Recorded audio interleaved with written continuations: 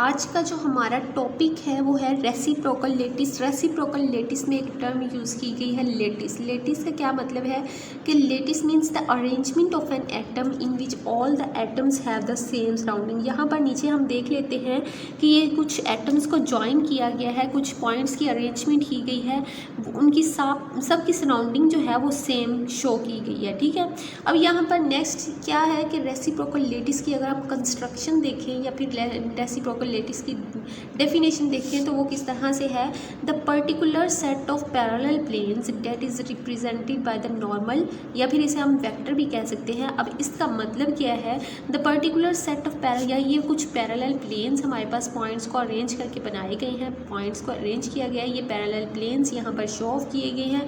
यहाँ से अगर हम एक सेट को लें, क्यूबिक सिस्टम इस तरह से बनता है ना, इस तरह से करके बनता है। ठीक है, अब अगर यहाँ से हम एक सेट को लें, एक ही सेट को लें, तो वो क्या होगा, वो हमारे पास एक पर्टिकुलर सेट होगा किसका, पैरेलल प्लेन का। पैरेलल प्लेन्स होंगे, इसमें अगर हम यहाँ पर नेक्स्ट क्या है, इसको रिप्रेजेंट किया जाता है बाय द वेक्टर से। ये हमारे पास पैरेलल प्लेन्स हैं, यहाँ पे से हम पर्टिकुलर सेट को एक को लेते हैं, उसके अंदर एक वेक्टर को हम ड्रा कर देते हैं जो कि क्या होता है, परपेंडिकुलर होता है उन पैरेलल प्लेन्स के। ठीक है, यहाँ पर हमने वही बात की है, the particular set of parallel planes that is represented by the normal vector. अब अगर हम देखें तो ये एक सेट से दूसरे सेट के दरमियान का जो फासला है, इसको हम नाम देते हैं डी का, मीन्स के इंटरप्लेनर स्पेसिंग का नाम देते हैं। ये हमारे पास डी है, अगर हम इसका रेसिप्रोकल लें तो वो क्या होता है, ये इस तरह से आएगा। ठीक हो गया, तो रेसिप्रोकल क्या होगा, रेसिप्रोकल इंटरप्लेनर स्पेसिंग, डी है तो इंटरप्लेनर स्पेसिंग आएगा। लेकिन अगर हम इसका रेसिप्रोकल लें तो वो क्या होगा, रेसिप्रोकल ऑफ इंटरप्लेनर। इसी तरह से हमारे पास ये मैग्नीट्यूड ऑफ वेक्टर, इसी वेक्टर, यही जो हमने वेक्टर बनाया है जो कि परपेंडिकुलर है उन पैरेलल प्लेन्स के, इसी वेक्टर का वो कहते हैं मैग्नीट्यूड क्या होता है, वो रेसिप्रोकल ऑफ इंटरप्लेनर स्पेसिंग होता है। ठीक है, अब अगर हम यहाँ पर यही मैग्नीट्यूड, इस वेक्टर का मैग्नीट्यूड रेसिप्रोकल होता है इंटरप्लेनर स्पेसिंग के। ठीक है, अब फ़र्ज़ करें कि हम यहाँ पर मान लें कि h जो है वो एक कोई भी मैग्नीट्यूड है, मीन्स कि h हमारे पास कोई भी मैग्नीट्यूड है, वो क्या है, d के इक्वल है। ठीक है, उसका मैग्नीट्यूड d है, तो उसका रेसिप्रोकल जब हम लेंगे तो वो क्या होगा, एच के एल, मीन्स कि यहाँ पर डी एच के एल यहाँ पर क्या शो कर रही हैं, वो मिलर इंडिसेस को शो कर रही हैं, जो कि हम मिलर इंडिसेस की डायरेक्शन को शो कर रही हैं। नेक्स्ट, अगर जब हमने इसका कोई मैग्नीट्यूड लिया तो जाहिर सी बात है कोई ना कोई डायरेक्शन तो होगी। डायरेक्शन क्या होगी, नॉर्मल टू द प्लेन होगी, प्लेन की नॉर्मल ही होगी। यहाँ पर नेक्स्ट हम देखते हैं, डायरेक्शन जो है वो नॉर्मल टू द प्लेन है। यहाँ पर एक पॉइंट इस वेक्टर के सामने शो किया जाता है जिसे हम टर्मिनल पॉइंट कहते हैं। बेसिकली यही टर्मिनल पॉइंट जो होता है वो हमारे पास रेसिप्रोकल लेटिस होता है। रेसिप्रोकल लेटिस को हम आर से भी शो करते हैं और उसके ऊपर एक बार बना देते हैं। ठीक हो गया, दिस पॉइंट, यही जो टर्मिनल पॉइंट होता है, बेसिकली यही particular set of parallel planes होता है। ठीक है, this point represent the particular set of parallel planes. ये जो बात टोटल हमने डिस्कस की है, इसको हम रेसिप्रोकल लेटिस की कंस्ट्रक्शन में भी लिख सकते हैं और रेसिप्रोकल लेटिस की डेफिनेशन में भी लिख सकते हैं। यहाँ पर एक और बात है कि डायरेक्शन हमारे पास क्या आई है, नॉर्मल टू द प्लेन आई है, मैग्नीट्यूड हमारे पास ये आया है, और जो हमने इससे पहले डिफ्रैक्शन पैटर्न, क्रिस्टल सिस्टम के जो भी डिफ्रैक्शन पैटर्न पढ़े हैं वो सारे बेसिकली हमें क्या शो करवाते हैं, हम उनके पास हमारे पास एंड पे जाके एक डॉट निकलता था, वही डॉट हमारे पास क्या होता था, रेसिप्रोकल लेटिस होता था। मींस के diffraction pattern of the crystal system, जो ब्रेविस लेटर के लेटिस के, जो डायरेक्ट लेटिस के, जो भी हमने पीछे पढ़े हैं वो सारे क्या हैं, वो रेसिप्रोकल ही हैं, क्योंकि वो लास्ट भी हमें क्या देते थे, एक डॉट देते थे।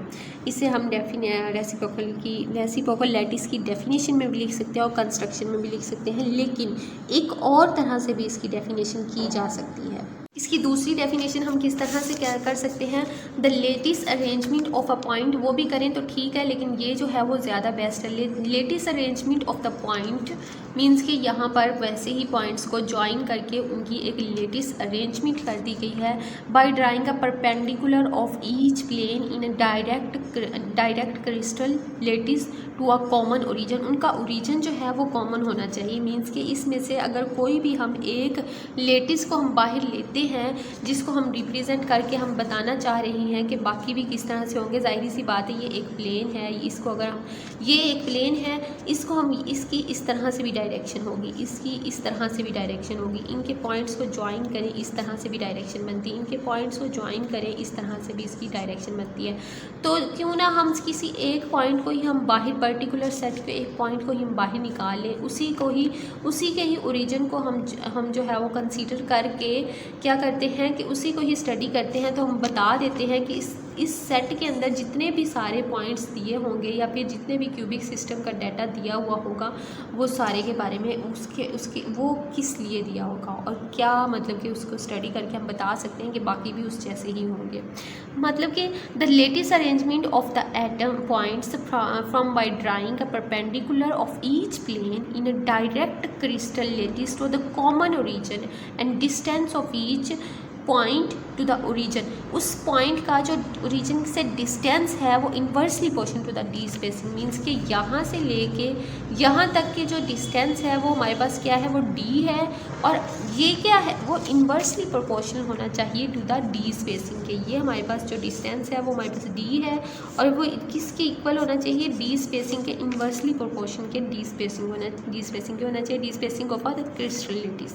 और यहाँ पर दूसरी बात ये है कि वो एक्सिस के बारे में भी बता रहा है कि the axis of reciprocal lattice are perpendicular to the direct lattice. Means कि जब हमारे पास ये वाला क्यूब बनेगा, ठीक है, तो इसके अंदर हम ये एक्स एक्सिस शो करेंगे, ये वाई एक्सिस शो करेंगे और इसके नीचे जो है वो जी एक्सिस शो होगा, ठीक है, इसी तरह से होगा ना। मीन्स कि वो बता रहा है कि उसके अंदर जो डी स्पेसिंग है वो भी इन्वर्सली प्रोपोर्शनल होनी चाहिए और दूसरा हमारे पास एक्सिस जो है वो भी रेसिप्रोकल लेटिस और perpendicular to the direct lattice होना चाहिए। नेक्स्ट हम क्या देखते हैं कि अगर हमारे पास रेसिप्रोकल ड्रा करने के लिए आ जाए तो किस तरह से हम करेंगे, how to draw the reciprocal. First of all तो हम उसका डायरेक्ट लेटिस निकाल लेंगे जो कि सिंपली हम हर तरह से पहले निकाल चुके हुए हैं। फिर हम उसकी डी स्पेसिंग निकालेंगे, मीन्स कि वही डी स्पेसिंग यहाँ से लेके जो डिस्टेंस है वो उसकी डी स्पेसिंग। अब इसी डी स्पेसिंग का हमने क्या करना है, रेसिप्रोकल लेना है डी। यहाँ पर एच के एल लाजमी लगाना है। एच के एल क्या रिप्रेजेंट करता है, उसके मिलियर इंडिसेस को ही रिप्रेजेंट करता है, उसकी डायरेक्शन को करता है। डायरेक्ट लेटिस भी वही पॉइंट्स को जोड़ के उसकी मिलियर इंडिसेस की जो है वो डायरेक्शन को ही ड्रा करना होता है। अब हमारे पास क्या होता है, फोर्थ पॉइंट में क्या होता है कि terminate the normal length and draw the reciprocal lattice. हम नॉर्मल लेंथ को हम क्या करते हैं, टर्मिनेट करते रहते हैं एंड उसके बाद हम रेसिप्रोकल लेटिस को ड्रा कर लेते होते हैं। ये हम किस तरह से है, अब हम इसको फॉलो भी करेंगे। अब नेक्स्ट हम क्या करते हैं, इसको फॉलो भी करते हैं कि हमें पता चलेगा, जब हम फॉलो कर रहे होंगे तो हमें पता चलेगा डायरेक्ट लेटिस हम किस तरह से करेंगे, डी स्पेसिंग उसकी कैसे होगी, उसका रेसिप्रोकल कैसे होगा और उसके बाद हम रेसिप्रोकल लेटिस को ड्रा किस तरह से करेंगे। उसे समझने से पहले हम ये देख लेते हैं कि डिटर्मिनेशन ऑफ लेटिस पैरामीटर, अगर इसको दो तरह से पूछा जाता है, डिटर्मिनेशन ऑफ लेटिस पैरामीटर, और दूसरा इस तरह से भी आता है कि परमिटिव ट्रांसलेशनल रेसिप्रोकल लेटिस। ठीक है, ये दो तरह से पूछा जा सकता होता है। अब बात क्या है कि हमारे पास ये एक क्यूबिक सिस्टम है, ये इसको हमने बी मान लिया, इसको ए मान लिया, इसको सी मान लिया। वैसे ही ये एक्स एक्सिस है, ये वाई एक्सिस है, ये जी एक्सिस है और ये हमारे पास पॉइंट ओरिजिन का है। हम कह देते हैं कि ये जो है वो एक यूनिट सेल है। जब हम कोई भी इसकी अगर यूनिट सेल को अगर रेसिप्रोकल लेटिस में देखें तो प्रिमिटिव ट्रांसलेशन रेसिप्रोकल लेटिस किस तरह से होगी कि ये इसका हम वॉल्यूम निकालना चाहेंगे। वॉल्यूम किस तरह के इक्वल होता है, हमारे पास हाइट मल्टीप्लाई बाय, यहाँ पर हमने नेक्स्ट देख लेते हैं कि वॉल्यूम किसके इक्वल होता है, एरिया मल्टीप्लाई बाय हाइट के इक्वल होता है। ये वही बनाया हुआ है मैंने, वो उसकी वो मिलियर इंडिसेस भी यहाँ पर निकाल दी हुई है। ठीक है, अब यहाँ पर हमने क्या कहा कि वॉल्यूम जो होता है वो एरिया मल्टीप्लाई बाय हाइट होता है। तो यहाँ पर एरिया क्या है, ये वाली चीज़, ठीक हो गया, और ये वाली चीज़, ये हमारे पास एरिया है। तो एरिया में क्या चीज़ आती है, ए बी आता है। तो मीन्स के एरिया जो है वो ए क्रॉस बी हो गया, ए क्रॉस बी हो गया। यहाँ पर क्रॉस नहीं लगेगा, यहाँ पर डॉट लगेगा। ठीक हो गया। ए क्रॉस बी हो गया और सी हमारे पास जो है वो इसकी हाइट है, ठीक है। ये हमारे पास एरिया हो गया और ये हमारे पास क्या है, वो हाइट है हमारे पास, जिसे सी से रिप्रेजेंट किया गया है। अब नेक्स्ट हम देखते हैं कि सी एक तो और तरह से भी हम देख सकते हैं कि सी है क्या। सी मीन्स कि यहाँ से लेके यहाँ तक का डिस्टेंस है और इस डिस्टेंस को हम क्या नाम देते हैं, डी का नाम देते हैं, जिसे हम डी स्पेसिंग कहते हैं। और डी स्पेसिंग के बाद उसकी डायरेक्ट की जाती है, उसकी रेसिप्रोकल ली जाती है, मीन्स कि उसका इन्वर्स लिया जाता है, ठीक हो गया। मीन्स कि अब ए क्रॉस बी डॉट सी, यहाँ पर भी डॉट ही आएगा, ए क्रॉस बी, और सी को हमने क्या कहा कि ये जो है वो डी स्पेसिंग है, डी एच के एल, और यहाँ पर हम उसका रेसिप्रोकल ले रहे हैं एच के एल। नेक्स्ट अगर हम यहाँ पर इसको बाहर निकालना चाहें 1/d एच के एल, तो ये हमारे पास वॉल्यूम नीचे आ जाएगा, ए क्रॉस बी ऊपर चला जाएगा। अब यहाँ पर ऊपर हमने देखा कि वॉल्यूम जो है वो सी डॉट ए क्रॉस बी के इक्वल होता है, तो ये वाली चीज़ वैसे ही आ गई, ठीक है। मीन्स के वॉल्यूम की जगह पे हमने इस चीज़ को वैसे पुट करना है। वो पुट कैसे होगा, वो इस तरह से पुट होगा। अब ये जो है इसको आपने याद रखना है कि ये जो हमने पूरा निकाला है, फ़र्ज़ करें तो ये एक मोनोक्लिनिक सिस्टम का ही निकाला गया है, मोनोक्लिनिक सिस्टम का निकाला गया। अब ये जो है इसको हमने पहले सी का नाम देना है। ये क्या है, सी का रेसिप्रोकल लेटिस है, तो वो किस तरह से होगा, a multiply by b, a cross b, नीचे भी a cross b dot c, इस तरह से ये सी का आ गया। इसी तरह से सिमिलरली हम ए का भी निकालेंगे। याद ये रखना है कि अगर यहाँ पर सी आ रहा है तो हम ऊपर वाली वैल्यू में सी नहीं आने देंगे, ठीक है। सी हमारे पास कहाँ पे आएगा, यहाँ आएगा। इसी तरह से ए आया है ना, तो ऊपर वाली वैल्यू में हमने ए नहीं आने दिया, ठीक है। ये जो छोटे ए बी सी है ना, ये हमारे पास डायरेक्ट के हैं, ए बी सी हमने नहीं आने देना। ये मतलब कि अगर हम ए की वैल्यू निकाल रहे हैं तो यहाँ पर हमने ए नहीं आने देना, ए कहाँ आएगा, यहाँ पर आएगा। इसी तरह से अगर हम बी निकाल रहे हैं तो ऊपर वाले में हमने बी नहीं आने देना, ठीक है। बी यहाँ नीचे आएगा, मतलब कि सी की वैल्यू क्या आएगी, a cross b divided by c dot A cross b. A की क्या आएगी, b cross c, a dot b cross c, और बी की क्या आएगी, a cross c divided by b dot A cross c. इसी तरह से अगर हम रेसिप्रोकल वेक्टर के बारे में अगर देखना चाहें तो वो वेक्टर किस तरह से होगा, रेसिप्रोकल वेक्टर के बारे में अगर देखना चाहें तो वो एच ए के बी एल सी। अब यहाँ पर ए बी सी और ये एच के एल क्या चीज़ है, एच के एल हमारे पास मिलर इंडिसेस हैं, पहले भी कितनी दफ़ा कह चुके हैं कि ये हमारे पास मिलर इंडिसेस है, जबकि ए बी सी हमारे पास क्या है, ए बी सी अभी हमने निकाला, ये प्रीमिटिव जो हमने अभी निकाला कि ये प्रीमिटिव ट्रांसलेशन और रेसिप्रोकल लेटिस का वेक्टर है, ठीक है। ए बी सी यहाँ पर जो शो हो रहे हैं, और एच के एल हमारे पास मिलर इंडिसेस हैं।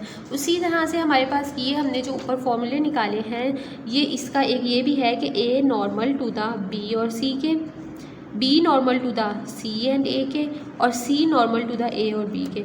अब यहाँ पर अब आप बताएं कि हमारे पास ए बी सी किसको शो कर रहा है, ए बी सी हमारे पास रेसिप्रोकल को शो कर रहा है, ठीक है। ए बी सी जो यहाँ पर शो हुआ है वो रेसिप्रोकल को शो कर रहा है, जो कि हमारे पास वैल्यूज़ निकल के आ चुकी हुई हैं। और इसी में जो ए बी सी दूसरे छोटे वाले हैं वो हमारे पास डायरेक्ट लेटिस को शो कर रहे होंगे, ठीक है। वही चीज़ें ही ना कि ये रेसिप्रोकल लेटिस में हमारे पास डायरेक्ट क्यों हमने करते हुए डायरेक्ट यही कहा था ना कि हमारे पास हमने क्या करना है, सबसे पहले डायरेक्ट लेटिस ड्रा करना है, उसके बाद से हमने उसको जो है वो डी स्पेसिंग में वैल्यूज़ देनी है। ये इस तरह से होगा। आगे मोनोक्लिनिक रेसिप्रोकल लेटिस सिस्टम या फिर simple cubic reciprocal lattice system देखने से पहले हमने एक चीज़ ये याद रखनी है कि जो सेम होंगे और उनके दरमियान डॉट हो, ठीक है। सेम वैल्यूज़ हो मीन्स के ए और ए, कैपिटल ए किसके लिए है, रेसिप्रोकल के लिए, और स्मॉल ए हमारे पास डायरेक्ट लेटिस के लिए है। ये रेसिप्रोकल लेटिस के लिए, ये डायरेक्ट लेटिस के लिए है, मीन्स के ये रेसिप्रोकल के लिए और ये डायरेक्ट के लिए। अगर इन दोनों के दरमियान डॉट हो और सेम हो तो वो उसकी वैल्यू 1 आती है। इसी तरह से आप देखें कि B dot B, capital B dot small B is equal to 1 है। इसी तरह से यहाँ पर आप देखें कि सी डॉट सी जो है 1 है। अब जो सेम होंगे और उनके दरमियान डॉट होगा तो उसकी वैल्यू 1 के इक्वल होगी, और अगर डिफरेंट होंगे उनके दरमियान डॉट होगा तो उन सब की वैल्यू जो है वो 0 होगी। यहाँ पर भी 0 आई, यहाँ भी 0, यहाँ भी 0 और यहाँ भी 0। ये चीज़ एक जो है वो याद रखने वाली है कि अगर हम मोनोक्लिनिक सिस्टम या फिर सिंपल क्यूबिक सिस्टम करने से पहले हमने ये याद रखना है कि अगर सेम होंगे उनके दरमियान डॉट होगा तो उसकी वैल्यू 1 आएगी, और अगर डिफरेंट होंगे उनके दरमियान डॉट होगा तो वो उसकी वैल्यू जो है वो हमने 0 रखनी है।